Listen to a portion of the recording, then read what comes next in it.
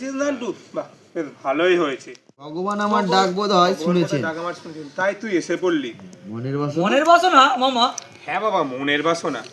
অনেকদিন থেকে ইচ্ছে দাদু ঠাম্মার পিন্ডি চটকাতে যাবো, শিশি গয়া। ঠাম্মার পিন্ডি চটকাবে মামা, কিন্তু কিন্তু এত বড় হয়ে গেলে তুই এই কথাটাও জানিস না?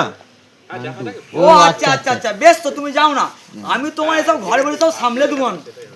আরে বাপু যাও বললেই তো আর যা হয়। স্কুলটাকে নিয়ে চলে গেলে, স্কুলটা কার হাতে দিয়ে চলে যাবো? গেলে স্কুলটা যে কার হাতে দিয়ে যাবো। তোমার স্কুল?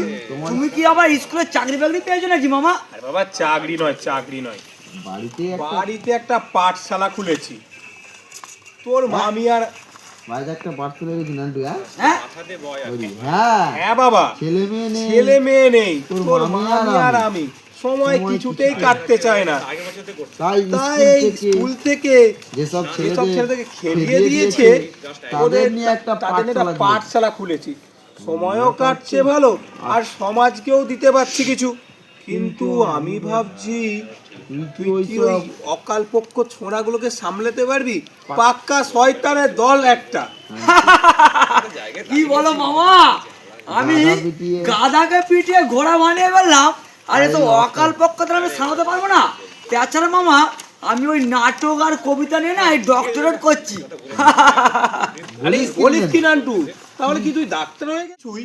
তবে বছর খানেক আগে চিঠি লিখে জানিয়েছিল যে তোমার বোন মারা যাবার পর আমি আবার বিয়ে করতে বাধ্য হলুম, কিন্তু নান্টেটা একবার অমানুষ হয়ে গেল। তাই নাকি? তাই নাকি?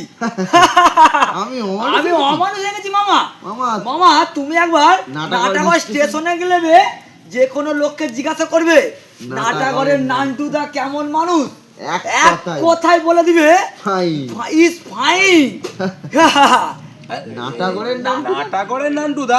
হ্যাঁ মামা, হ্যাঁ মামা, আই অ্যাম নাটাগড়ের নান্টুদা ওরফে জমদু। ওটা আমার তো ছদ্মনাম। কেন? বাহ, আমার কাছে পয়সা নেই, আমি ওই টাকা ধার করে নাটক ছাপিয়েছি, আর ওই টাকা ওই আমার ওই বাবাকে শোধ করতে হয়েছে। রাগ হবে না বলো মামা? তা তোর নাটকের নাম? কাঁথার কান্না।